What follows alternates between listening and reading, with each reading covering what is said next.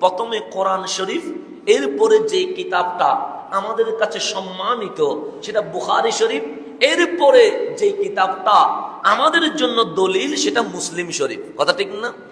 মুসলিম শরীফ এটা মানতে আমাদের কোনো সমস্যা আছে? মুসল্লিদের মধ্যে অনেকেই অনেক মতাদর্শের হতেই পারে, কিন্তু বুখারী শরীফ, মুসলিম শরীফ, সিয়াসিত্তা বললে আমরা সবাই মানি, এতে কোনো সন্দেহ নাই।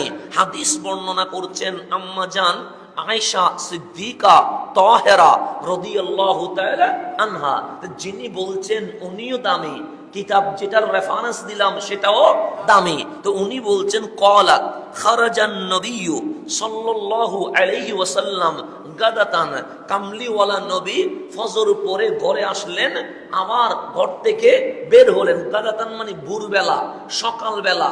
কি অবস্থায় ছিলেন? আলাইহি মিরতুন মুরাহহাল মিন শারি আসওয়াদা, আমার কামলিওয়ালা নবীর গায়ে একটা কারুকার্যে খচিত কালো চাদর পরানো অবস্থায় ছিল। তার মানে তখন শীতকাল ছিল, যার কারণে রসুল আরবির গায়ে একটা কি ছিল? চাদর। চাদরটা কি কালারের? কালো কালারের। সেটা এমনি শুধু কালো নয়, এখানে কারুকার্য করা আছে। তো এটা গায়ে দিয়ে আমার রসুল বের হয়ে গেলেন। তো আম্মা জানদের সুন্নত ছিল, মানে রসুলের বিবিগণদের সুন্নত ছিল, রসুল আরবি যখন বের হতেন দরজা খুলে দিতেন। আমার কামলিওয়ালা বের হচ্ছে আর ওনারা তাকিয়ে থাকতেন, যতদূর দেখা যায় আমার রসুলকে দেখে থাকতেন।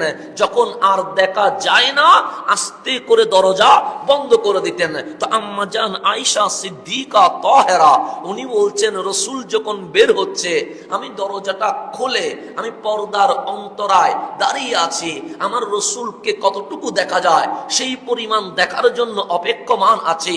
রসুল আরবি কয়েক কদম গেলেন।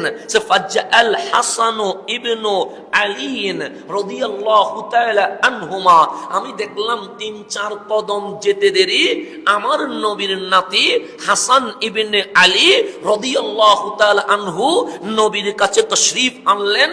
ফাআদখালাহু, আমার রাসূল আর দেরি করেন নাই, যেই চাদর ছিল হাসানকে দ্রুত চাদরের ভেতরে নিয়ে নিয়েছেন।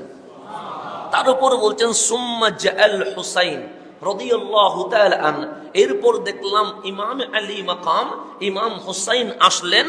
ফাদাখালা মাআহু, ওনাকেও আর চাদরের বাইরে রাখেন নাই, কামলিওয়ালা ওনারেও চাদরের ভেতরে নিয়ে নিলেন।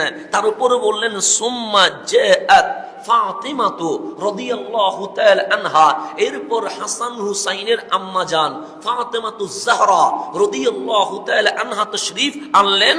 ফাআদখালাহা, আমার রাসূল ওনাকেও আর চাদরের বাইরে রাখলেন না, ওনাকেও চাদরের ভেতরে নিয়ে নিলেন। সুম্মা জাআ আলীউন রাদিয়াল্লাহু তাআলা আন, হায়দার কাররার হযরতে মাওলা আলী কাররামাল্লাহু ওয়াজহা উনিও আসলেন। ফাআদখালাহু, আমার রাসূল ওনাকেও চাদরের ভেতর নিয়ে নিলেন। এখন চাদর আছে একটা, মাঝখানে রহমতুল লিল আলামিন, ডানে ইমাম হাসান, বামে ইমাম হুসাইন, সামনে আম্মা জান ফাতেমা, পিছনে হযরতে আলী কাররামাল্লাহু ওয়াজহা।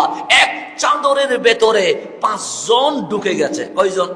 এই 5 জনকে আমরা বলি পাঞ্জাতন। কি বলি? পাঞ্জাতন আমার বাবার আপনার দাদার বানানো কোন শব্দ নয়, এটা মুসলিম শরীফের হাদিস থেকে পড়া।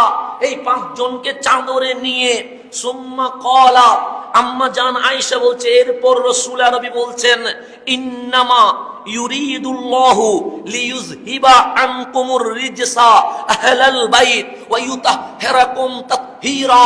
মাওলা তুমি বলেছো হে আহলে বাইত তোমাদেরকে আমি আল্লাহ পুত পবিত্র রাখবো, সকল নাপাকি, সকল গুনাহ, সকল পাপ, সকল অপরাধ থেকে মুক্ত রেখে ইউতাহহিরাকুম তাতহীরা, তোমাদেরকে পুত পবিত্র রাখার দায়িত্ব আমি আল্লাহ নিজেই নিয়ে নিয়েছি।